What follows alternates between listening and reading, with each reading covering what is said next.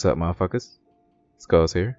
Advantages of PC gaming. Now for the advantages, let me get the obvious out of the way. First, obviously the PC has better graphics. There's really no competition. For 99% of the games, the PC has more options for you to hit that ultra settings. That is, if your PC can handle it. Second, 4K gaming. There's no other place that you can play any game at 4K than on the PC. I mean, of course, with any console, if you have a 4K TV, obviously it'll stretch it out to that 4K resolution, but it's not native 4K. PC is the only place that can do that. And speaking of 4K, the PC can run any game at 1080p 60 frames if your hardware can handle it, unlike the Xbox One and PS4 where for most games it's pretty much struggling. 3. There's better accuracy for shooters because you're using a mouse and a keyboard. We all know this. It is true. I may suck ass at the shit, but it's pretty much true that you can be a hell of a lot more accurate with a mouse and keyboard. We know this. 4. A gaming PC is highly customizable.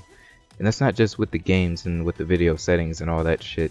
The PC itself, because it's a fucking PC, it's nothing different than a regular computer that you used to have when you were a kid. You can change anything you want about it. You can make it look however you want it to look because it's a PC. Yeah, you could do little background shit on the Xbox, but I'm pretty sure that's it. And those are the main things that people love to say when they talk about PC versus console and why PC is better. Alright, now, some things that people don't really talk about. Currently, the Steam client has over 3,500 games. That is 3,500 games. I do not know how many games the Xbox One or the PS4 has, but I'm pretty fucking sure it's nowhere near 3,500. And I repeat, the PC has over 3,500 games. And that's just on Steam. There's other clients like Steam, you know, like Origin and shit, but there's a lot of other apps that are not that popular and they have a few hundred games each, and it's like a few hundred of those clients. So it's even more than 3,500 games. Now, obviously, because there's so many fucking games, no normal human is going to play every single one. But because there are 3,500 games, you have a huge library of choices that you can go try out. It'll take you forever to try every single game that you think you will like. And most of the games are free, which brings me to my next point. PC has way more free games. Free, legitimate games. Of course, you can find your way to get almost any game for free now, but legitimately there are hundreds of games that are free to play. If I'm reading this right, Steam says they have 150 free to play games, and once again, that's just Steam. There's a lot of other clients that offer their own free to play games. How many free to play games does a console have? 15, 20, minus the free games for gold. Another advantage of PC gaming is that you have the freedom to use any software to chat with your friends, whether it's voice chat or text messaging. Because from what I'm seeing and hearing about the Xbox One, the party system is not that flawless. Nowhere near. And I just seen in the recent update for the Xbox One, they just now added a party leader, or they added administrative type features for the party leader, you know, so you can remove and kick people from the party. They just now added that. But if you were to have a PC, you can chat with your friends with Skype, you can chat with them with Jitsi, you can chat with them with Mumble. There's so many programs out there specifically for gamers and for any average user. You can use any of those programs. Next is the mods.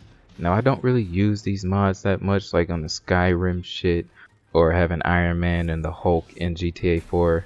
I didn't do that shit, not yet. I mean, I may try it one day. But with PC, I have the option to do almost whatever the fuck I want to my game. With consoles, you're pretty much stuck with what you pay for, which maybe a lot of people don't really mind that, but there's some people who may want to customize their games to their liking and maybe have a little fun. The next advantage of having a gaming PC is that you can do more than just game on the PC. Yes, it's a gaming PC that you should use to play high-end games, but you can do anything else. Literally anything you can do on the console, you can do on the PC. You can live stream with the PC. You can chat with the PC. You can game with the PC. You can watch YouTube with the PC. You can watch Netflix with the PC. And you can do all this shit on your glorious 55-inch flat screen TV that you have in your living room. And last but not least, there's a shit ton more advantages, but let's keep it a little short. PC gaming has NVIDIA Shadowplay and AMD DVR, whichever graphics card you have. The awesome thing about NVIDIA Shadowplay and the NVIDIA counterpart is it can record the last 20 minutes, or I think with the AMD it's the last 10 minutes, but nonetheless, you can record shit from the past. Does that sound familiar? Maybe a thing called Elgato. You know, that's probably how they got so many cells, because they had that time shift or whatever the hell they call it, where you can record shit from the past. PC gaming has that for free. You don't have to pay $200 or $150 just to record your game. You just enable the shit. And I got my shit on all the time, just in case anything happens, even if I'm not gaming. Now, there are a few disadvantages to PC gaming. Most disadvantages are more personal opinions for some people, so we're not going to really talk about that so much. But the one disadvantage, which pisses me off and almost everybody else that I know that tries to play games on the PC, is the game usually crashes if you have anything else that can conflict with the program. If you have a console, you're pretty much only running that game, and if you're running anything else, like with the snap feature on the Xbox One, I'm pretty sure the devs knew that you probably would run that, and they can, you know, have some compatibility for it.